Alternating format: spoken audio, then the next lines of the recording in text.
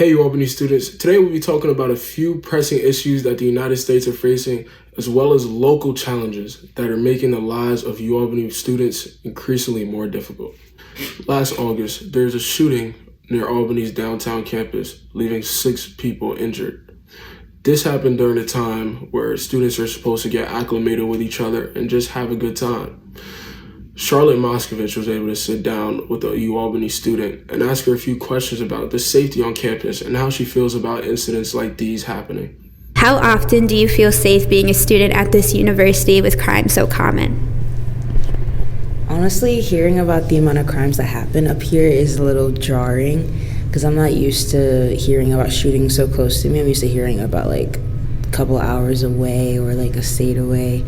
So I don't really relatively feel safe.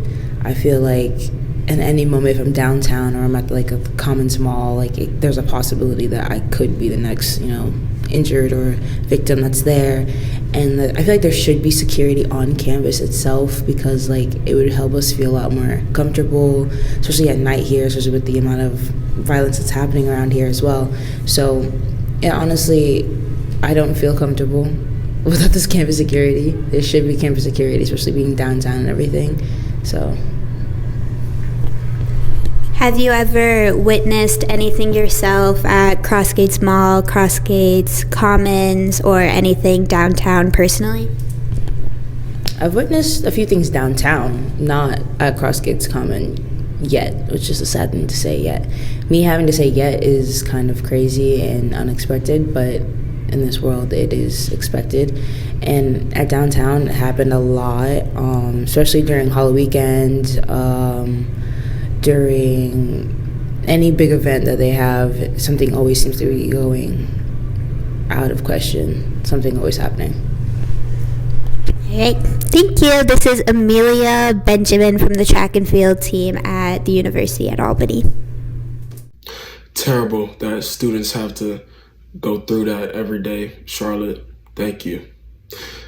Last year, Roe v. Wade was overturned, causing a lot of debate in our country.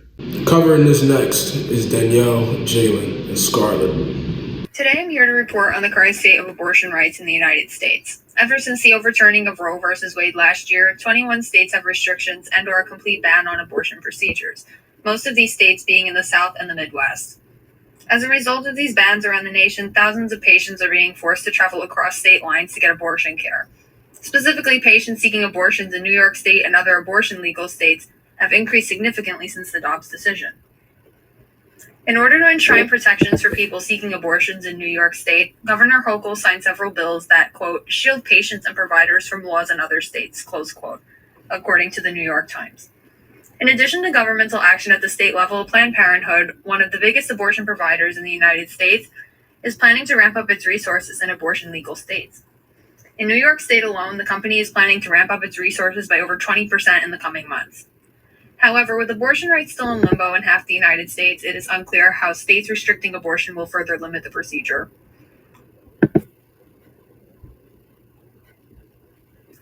When it comes to residents in Florida, there was an abortion term change in 2022. Previously, an abortion past 24 weeks was banned in the state, but it got changed to only being legal for up to 15 weeks. This new law set in place, which is called HB 5, also includes potential jail time of 5 years and a $5,000 fine for the violation of the law. As early as September, lawmakers are trying to maximize the even 15-week abortion ban and having 6 weeks be the maximum length in the state. There will be a court hearing to decide on this law change, and Ron DeSantis, governor of Florida, backs this term limit. He even appointed 5 conservative justices to hear oral arguments that will be presented by Planned Parenthood, the American Civil Liberties Union, and others. A main argument these groups are bringing up is the Florida Constitution Privacy Clause, which has protected the right to abortion in the state for over 40 years. The plaintiffs of the pro-choice side state that this clause protects against government interference in all aspects of a person's life, including decision about pregnancy. Florida officials in the Supreme Court, in regards to the privacy clause, state, when it refers to abortion, it is intended for more of a guard of informational privacy, like disclosure of private facts, and it does not extend to the right to destroy unborn life. Last year, Dobbs overturned Roe v. Wade and made it up to the states, but some say that this does not undermine Florida's privacy policy. In my opinion, abortion will always be a heavily topic, but it's even heavier topic since the Roe v. Wade overturn. So the Roe v. Wade overturn, it now makes abortion legal in several states. And I personally believe this is wrong. I believe that this now makes us go back and take steps back in time, making us women feel as if we have no power, making us feel as if we don't have a say in our bodies and our choices. And it should always be the woman should have a choice. It should always be her body, her choice. Now it's making it difficult for women in other states and making them scared and feel unsafe that if they do go through with having a baby and they don't want the baby, they have to go jump different states to even get the baby done legally. And if they try to do it illegally, they can go to jail. The doctor can go to jail. The hospital can shut down. Why does this have to occur? I believe that abortion should be left within the woman's mind, the woman's hands, and the woman's body. Thank you for that, Danielle and Scarlett. This past year, Donald Trump has had many different criminal charges brought against him, and this is the first time something like this has happened to a former president. Reporting on this is Lily and Tony. Good morning. Former President Donald Trump has been subject to a number of legal investigations at both the state and federal levels. This makes him the first former president in U.S. history to face criminal charges. With 4 separate indictments having been brought against him, in total, Trump faces 91 criminal charges and is scheduled to go on trial for much of next year. In June, Trump was indicted for his mishandling of classified government documents and is facing 40 felony charges. The information in the classified documents includes details on the defense and weapons capabilities of the U.S., as well as potential vulnerabilities to military attacks. Despite repeated efforts by the federal government, including a subpoena to retrieve the documents, Trump refused to give them up. It was only after the FBI raided the Mar-a-Lago club that they discovered over 100 classified documents that had not been turned over. Jack Smith, the lead prosecutor on this case, is also investigating the events following Trump's 2020 election loss to Joe Biden and leading up to the January 6th insurrection of the U.S. Capitol. In August 2023, a federal grand jury filed an indictment against Trump. The indictment alleges that Trump and 6 unnamed co-conspirators pressured the state legislators and election officials to alter the electoral votes won by Biden to votes for Trump. A House committee tasked with investigating the Capitol riot determined that Trump and several of his associates had devised a multi-part scheme to overturn the 2020 presidential election and provided extensive details about the events that led to the attack on the Capitol. Trump maintains his innocence and has pled not guilty to all charges brought against him. Now on to Tony with more news about Trump's indictments. Thank you, Lily. The other indictment occurred in April of 2023. Trump was indicted in the state of New York for allegedly concealing a number of reimbursements to former attorney and fix Michael Cohen. Cohen paid celebrity Stormy Daniels $130 in hush money days before the 2016 election in exchange for her silence about a rumored affair with former President Donald Trump. The charges include 34 counts of manipulating business documents in the first degree. Trump denies the affair and refutes the accusations.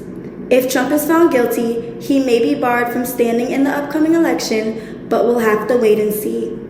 Lastly, the 4th indictment occurred in Georgia on Monday, August 14, 2023. Donald Trump and 18 associates were indicted for their roles in attempting to overturn the 2020 election results.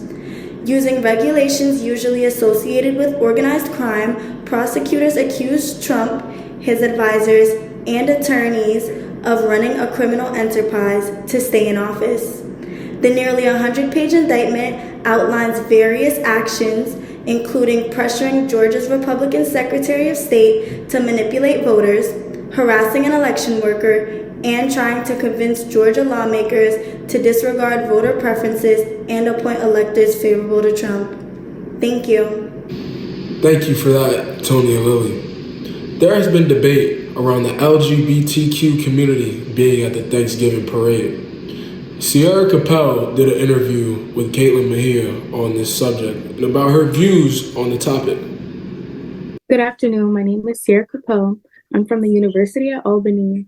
And today I just want to ask you a few questions regarding pop culture within our society. Who am I speaking to? I'm here.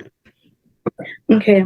So Thanksgiving is right around the corner, and Macy's does a big parade where they have performers perform. They dance, they sing, and they just put together a nice show where families can come together and watch it. Are you familiar with that? Yes, I am. I've seen it almost every year on the TV, and I went in person one time when I was younger. Okay. So this year there has been a lot of controversy regarding the parade because there are people and parents who feel that LGBTQ community people shouldn't be a part of the parade. And it's never been a problem before, but they feel that this year they shouldn't include people. So what are your views on that? I can see both sides. I'm very neutral in the situation. I understand the LGBTQ side. They just want to be included. They want to be treated how everyone else is treated. That's what it seems to me. And I can understand that. And it's not fair to be like the only ones left out. But at the same time, I can see like parent side, like a lot of parents nowadays are conservative. So they are very particular about what their kids do or like what their kids see on social media. And conservatives usually have some like political view. So like I can see how they like to talk and like try to make things seem like it's very harmful. I don't think LGBTQ people participating in a national holiday is a harmful thing. I can understand like the limits of like the amount of information that they put out, but I feel if they could limit that, like then everything could be resolved.